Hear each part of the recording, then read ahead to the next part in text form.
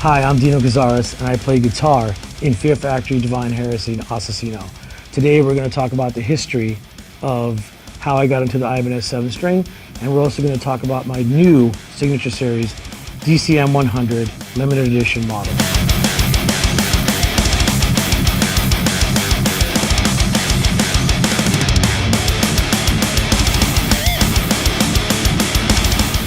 When I first started out playing guitar, I was playing 6-string guitars, and I was like really into the low tunings.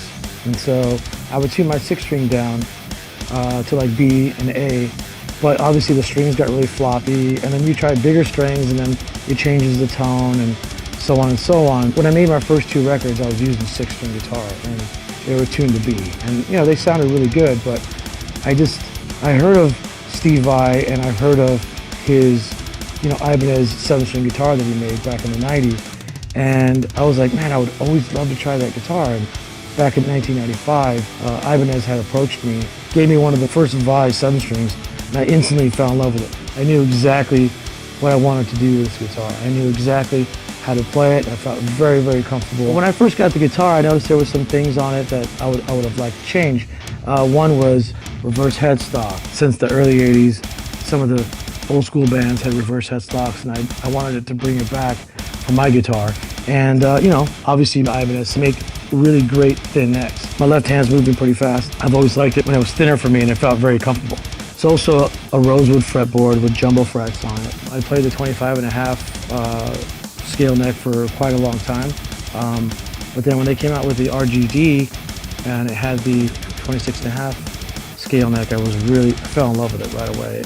Being in a band and touring as much as we do, you find out what guitars work best in extreme conditions. And these necks really got to hold up. It's got a 3-piece maple babinga. The babinga is a pretty much really strong wood, and it makes these necks really solid. Also, the titanium truss rod that's inside the neck as well is something that's a benefit, and it really helps the neck stay really sturdy. I really love the bolt-on construction. I know a lot of people like neck-throughs and bolt-on, and there's always a debate, what's better, bolt-on, neck-through, bolt-on, neck-through, and you guys can debate about it for years. So back in the mid-90s, when I first got into the 7-string guitar, I was really always a big fan of the active pickups.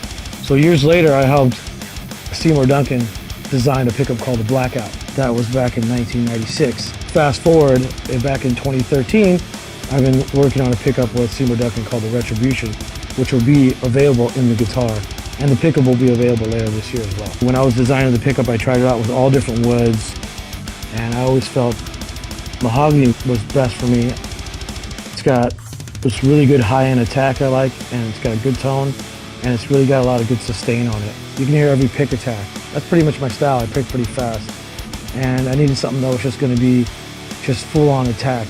I really like the RGD cutaway because it's very comfortable for me. Every day, night after night when you're playing, I'm resting my hand right here, and just the cutaway is really smooth on my arm. The low pro edge bridge, I've really been a big fan of this since back in the early 90s when I saw the first Vai guitars. I was a really big fan of this, so I wanted to bring it for my guitar.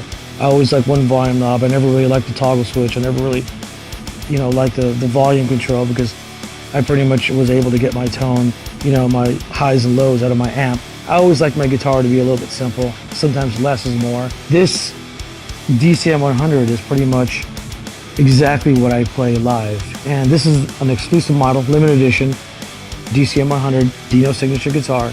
And on the back of each guitar that you get, you'll have my own signature, just in case you don't want it there, you can always switch it out. Overall, it's an amazing guitar, and you're gonna love it. And just very glad that it's finally out.